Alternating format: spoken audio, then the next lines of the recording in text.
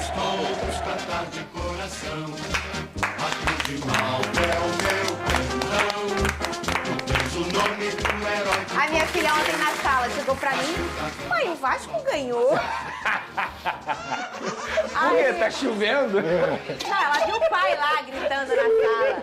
Aí eu vi o filho, o Vasco ganhou.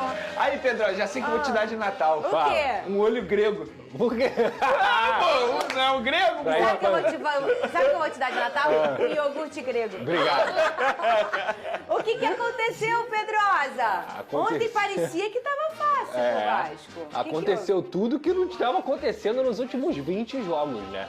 Principalmente o técnico Felipe conseguiu mudar o sistema falido que o Vasco tinha com o Rafael Paiva, o 4-3-3, e o Vasco da Gama jogou num 4-4-2 que muitas vezes se transformava num 4-3-2-1. E por que isso? Porque ele colocou o Alex Teixeira junto com o Verratti e colocou o Jair, Matheus Carvalho na esquerda e também o Hugo Moura na direita como os três volantes. Deixou o Felipe Coutinho mais solto no meio campo e em vários momentos o Alex Teixeira vinha buscar essa bola para fazer esse 2-1 que eu estava falando. O Vasco teve uma posse de bola muito melhor do que o Atlético Mineiro, o Vasco conseguiu ter associações bem diferentes, construções por dentro e um grande cara para isso ter acontecido. Vocês acham que eu vou falar do Felipe Coutinho ou do Alex Teixeira e eu não vou falar deles dois. Eu vou falar sobre o Jair, camisa 8 do Vasco da Gama. Lembra aquele discurso que eu falei sobre o volante ontem? O Jair é um exemplo claro disso, que é um volante que faz o time do Vasco jogar. Ele rege, ele escolhe a melhor jogada, ele tem um domínio orientado, ele se apresenta, a bola não queima no pé dele e ele foi crucial na vitória do Vasco ontem. Mas é claro, no segundo tempo, o Felipe Coutinho brilhou. Brilhou com a assistência para o Verratti, que chegou inclusive ao seu 21º gol na temporada. O Verratti é o artilheiro do Vasco, é um dos artilheiros do Brasil nessa temporada, conseguiu desencantar aí. Depois, o próprio Matheus Carvalho roubando essa bola, encontra o Lucas Piton e o Lucas Piton domina a bola de uma forma para corrigir o passe do Matheus Carvalho, cruza perfeitamente, que isso ele faz muito bem, para o Felipe Coutinho fazer o 2-0. Um Vasco muito mais ligado, um Vasco que teve outra postura, mas principalmente a questão tática, e foi a constatação do óbvio. O Rafael Paiva morreu abraçado com um sistema falido de um time que não tinha mais pontas, sem Adson e sem o David. O que a gente viu ontem foi um jogo muito mais agradável, muito mais gostoso de se ver, e um Vasco que conseguiu dominar o Atlético Mineiro. Baleado? Sim, mas com seus principais jogadores. Então eu tenho que valorizar aqui e fazer também uma menção honrosa ao sistema defensivo, Paulo Henrique, Léo e João Vitor, que jogaram muito bem ontem. O Felipe que elogiou muito o Léo, né?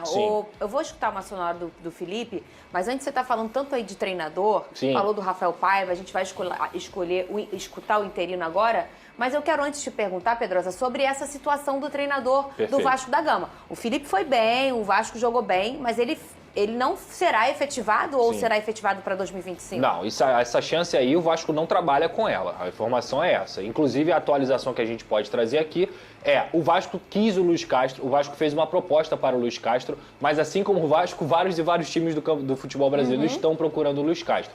E a informação que eu obtive ontem é que o Luiz Castro só deve tomar essa decisão no final de dezembro. Até porque existe uma situação no futebol português, como por exemplo o Porto, tem um auxiliar muito pressionado por lá e ele não descarta voltar a trabalhar no futebol português. Inclusive até cogita passar o Natal com a sua família. E o Vasco, assim como vários times do futebol brasileiro, não querem esperar um treinador para depois do Natal, porque tem que começar o planejamento do futebol. Então assim, hoje o nome do Luiz Castro, apesar do Vasco gostar muito, ter feito a proposta, esfriou nesse momento. Outro técnico que foi oferecido ao Vasco da Gama foi o Kleber Xavier, ex-auxiliar do Tite e que hoje quer virar treinador. O Vasco analisa o nome, mas dificilmente vai apostar no Kleber Xavier para esse começo de trabalho do próprio Kleber Xavier, que é um ótimo auxiliar, mas ninguém sabe como é que ele vai desempenhar como treinador.